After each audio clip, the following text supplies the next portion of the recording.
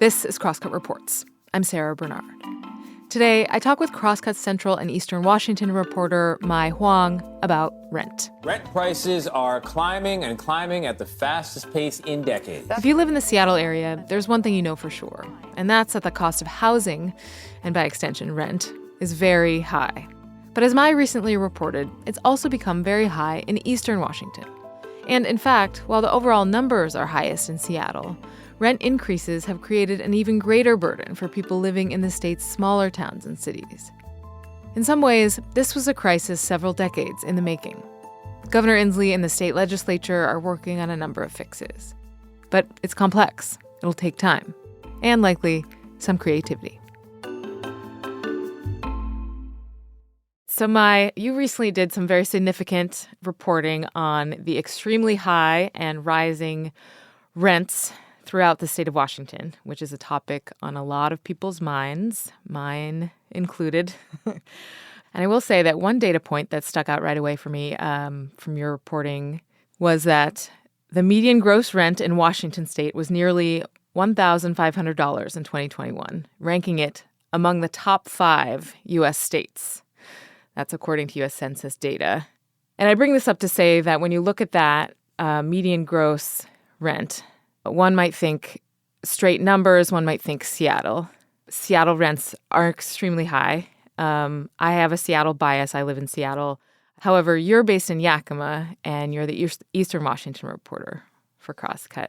So before we get into the data, I actually wanted to just ask you about your perspective on this issue from a Yakima point of view. When I first moved to Yakima back in 2006, I was almost 24 years old, and I got an apartment in downtown Yakima, walking distance to my employer at the time, Yakima Herald-Republic. I had been hired as a business reporter. And my rent, it was a second-floor apartment in this old house that was split into like 4 apartments. It was $375 a month. Wow. Wow. Yes. And wow. And so that was my first apartment. And then I later moved to a slightly nicer apartment in a slightly nicer neighborhood. And I think I paid like $515 a month. But I was a reporter. I covered real estate for the Yakima Herald-Republic for a long time. And so I had actually reported on housing. I reported on rental markets. I reported on home prices. So I had seen home prices go up. So I think I was able to kind of witness this growth in costs of housing over time. And actually, towards the latter end of my time at the Yakima Herald, I had started covering the city's attempts to address affordable housing in the city. I don't think even the rental prices were at that peak point, which we would see during the pandemic. But it was clear that people were noticing the uptick and were starting to be concerned around that 2018-2019 period. Recently, you looked at some of the data coming out in the last couple of years especially, and you really found what I found to be kind of surprising, I guess, from my Seattle bias point of view, which is that while Seattle may have the highest rent statewide, actually the most drastic percentage increases in rent are in smaller cities and rural areas. Did that surprise you? Yes and no. I had been seeing increases in housing costs. So whether it was home prices or whether it was rental costs, I was expecting increases. I don't think that was a surprise.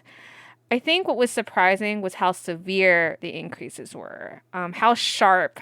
And I think individual communities have had this conversation. So it's a surprise if you don't live in those communities and you haven't followed it. Exactly. And so, for example, the city with the sharpest increase in rent you found is Walla Walla. You know, myself not having, in fact, I admit, ever been to Walla Walla. I didn't know. And I had no idea, and I wouldn't have guessed that Walla Walla would be the place where the rents are rising the fastest in the whole state. And yeah, I mean, did that surprise you as well? Walla Walla? I know I keep having these yes and no answers, but it is yes and no. I actually been to Walla Walla pretty recently, 2022, March. I had gone on a birthday trip with one of my good friends. We decided, hey, let's go on this no kids girls trip to Walla Walla, like go do some wine tasting, go hiking. And I remember going to one winery and we talked it up with one of the staff people that worked at the winery, and he was super friendly, super nice, like gave us recommendations of like other wineries to visit, like good restaurants. But the other inside tip he also gave was about housing. And he was talking about how, he, as a person that lived in Walla Walla, had like struggled with housing.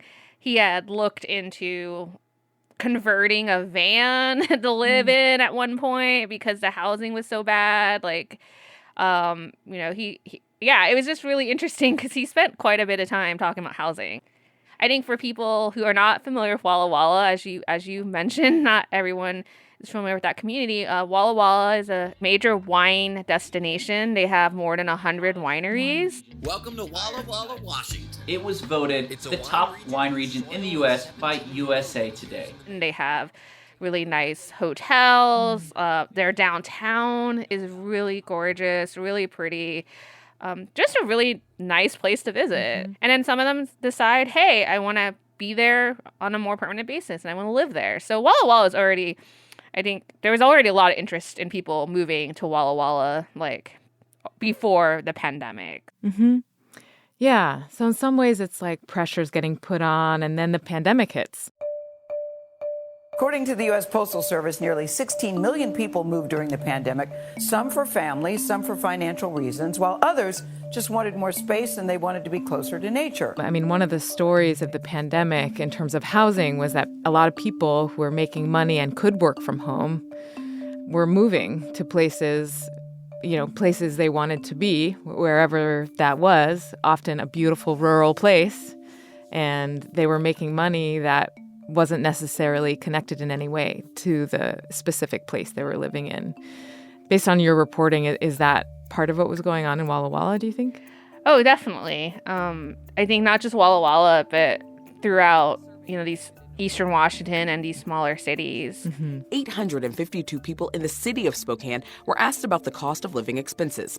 59% said their rent went up in the last 6 months, and 43% said they saw an increase of up to $500. A lot of people were starting to move to Spokane as well because in the relative recent past, Spokane's housing prices were pretty reasonable. If you look back, even 5 years ago, you could get a house for a few $100,000, which in Seattle, that was becoming a struggle to find something within, let's say, $500,000, right? Yeah, pretty impossible now. So, yeah.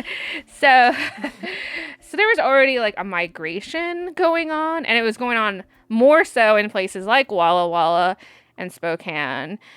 But what the pandemic did was it just enabled a greater portion of workers and people to take a look at these communities.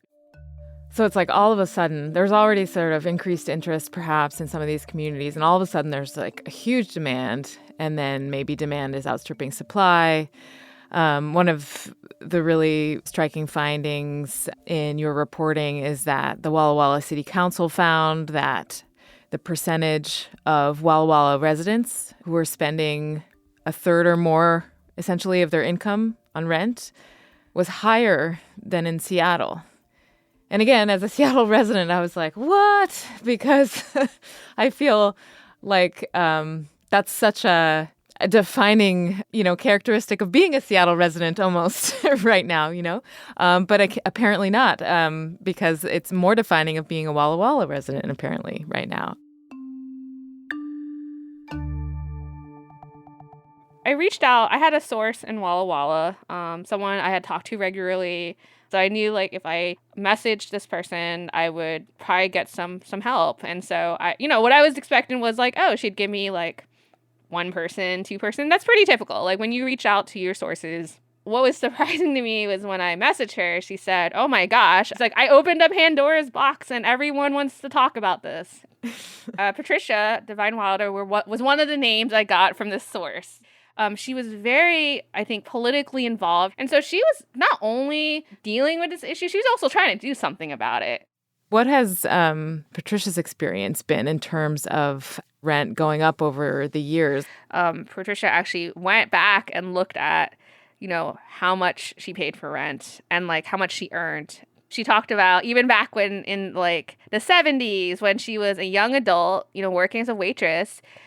She recalls how, she lived with a roommate in Walla Walla and she could cover her portion of the rent within a shift or two at her restaurant. Okay, I mean, could you imagine? Wow. No one would think you could cover rent with like a single or two or three or four or five shifts even at a restaurant, right? Right. Then she talked about, she's kind of moved around the country for a while. And then she came back to Walla Walla in the early 2000s and she worked as a technical writer.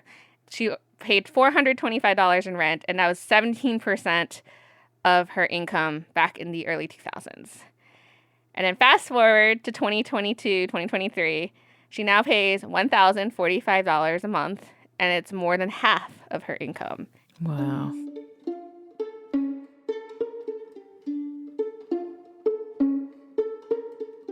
The pandemic has really exacerbated, sounds like, some trends that were already happening.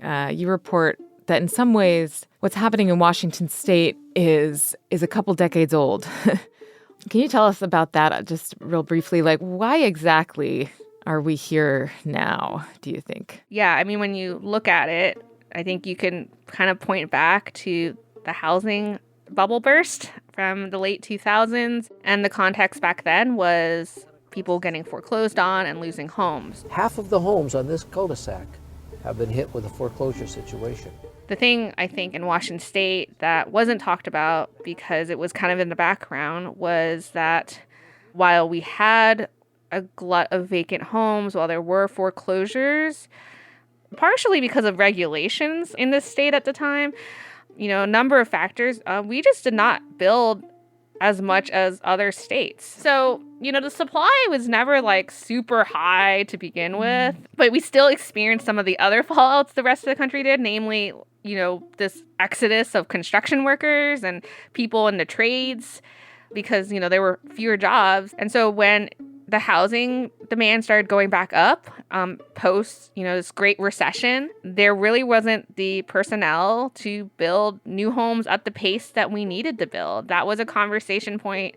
I remember writing these stories back in 2015, 2016 about, we need more construction workers. We don't have enough housing. That was already an issue. We just have never caught up, either multifamily or single family, to the number of housing units that we needed. One thing that is happening, however, is Governor Inslee and the state legislature are looking at this and they're trying to come up with solutions. This is why I'm proposing a $4 billion referendum that will significantly speed up the construction of thousands of new units. As he announced a $4 billion plan for comprehensive affordable housing, enough to create more than 26,000 units over 6 years. He has a few different ideas. He has plans to increase the pace of construction, and he wants to streamline some regulations. Yeah, there's a bunch of different things. So there's initiatives to increase the number of housing units being built, grants that can assist communities in getting permit applications across. Inslee's package also includes hundreds of millions of dollars looking at developing and preserving housing for low-income residents. You reported there are a couple of bills circulating through the legislature. Right now, multiple bills are moving through the state legislature aimed at curbing rent increases and protecting tenants. One bill would effectively stabilize rent, the cost of rent throughout the state. Can you tell me a little bit more about that? Yes. So this bill, Senate Bill 5435, and they just had a public hearing on it. Basically, it would cap annual rent increases to the rate of inflation. Or to 3%, whichever number is higher. Or 3%, whatever number is higher. And basically, the maximum increase cannot be more than 7%. So even if, like, let's say the rate of inflation, like, justified, like, an 8% increase, like, the maximum increase would be 7%. Okay. And that would therefore be, for example, that would be a percent increase that would be less than a place like Walla Walla has been in the past few years. Right, for sure, yeah. It seems like, I don't know, my very uninformed layperson perspective is like, wow, rent stabilization from a state level view. I mean, that seems unusual. Yeah, there's two things to consider, I think, as part of this conversation. So I think the one piece of conversation that will be debated as with all these housing bills is the role of a local government versus the role of the state legislature. Right. The state legislature, of course, is going to argue that, hey, this is becoming a statewide issue. Like, we have the highest rents in the country. However, there's going to be people that argue that, hey, every community in Washington State is different. You need to leave some of that decision making at the local level. So that's one thing to consider. The other thing to consider, which I'm hoping I would like to address in future stories, is landlords and the people that provide the housing. This story really focused on rents and like how it affected people who rent. I got a lot of responses from those on the landlord side and who felt like their perspective should be addressed. And when you go to these housing, when there's any discussion about housing, the community of landlords will show up and will say, well, if you do this, it might have unintended consequences for like mom and pop landlords. Landlords are explaining to us that their expenses have increased as well. And in some cases, their profits have actually decreased. I think, some landlords would probably make the point that, hey, it's not like I want to stick it to my tenants, but I also have to cover my costs. Mm-hmm. As part of this reporting, I did go to some housing forums, virtually and in person. And I think there's general agreement that more housing is the answer. Mm-hmm. But then what else to do? I think that's going to be heavily debated in terms of like what kind of zoning to allow, whether rent stabilization is the answer, and like what are the effects on landlords if, they're limited to a 7% increase, for example. Mm-hmm. You mentioned landlords.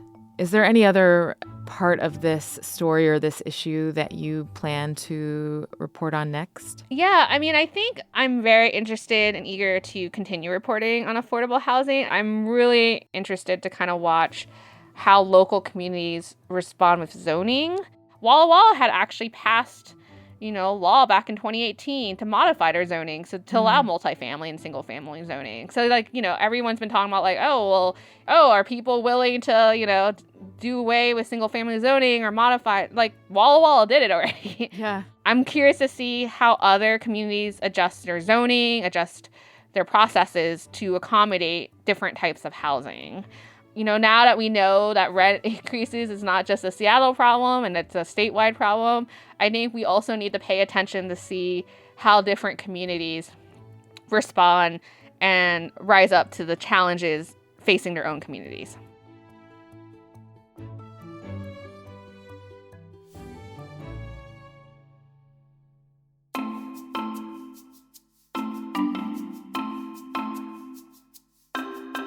Thanks for listening to Crosscut Reports. This episode was reported by Mai Hoang and produced by me, Sara Bernard.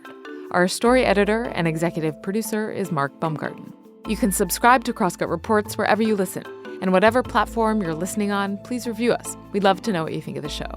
Also, if you'd like to support the work we do at Crosscut, whether it's our lineup of podcasts, the live events we host every month, or the in-depth reporting we deliver every day, go to crosscut.com/membership. In addition to supporting our journalism, members receive complete access to the on-demand programming of Seattle's PBS station, KCTS 9. For the latest political, environmental, and culture news from the Pacific Northwest, visit crosscut.com. Crosscut Reports is a product of Cascade Public Media. I'm Sara Bernard. We'll be back soon with another episode.